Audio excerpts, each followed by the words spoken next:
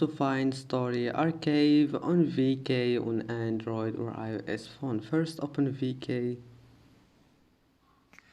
and now click on your profile here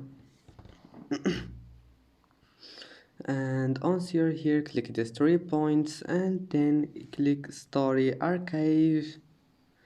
And as you see here you can manage Story Archive, and I hope that can help you because it's easy.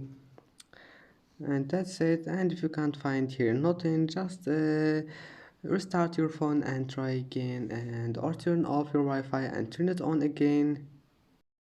And that's it for today's video. If you like this video, please don't forget to like and don't forget to subscribe, and thank you for watching this video until the end, and see you in the next video.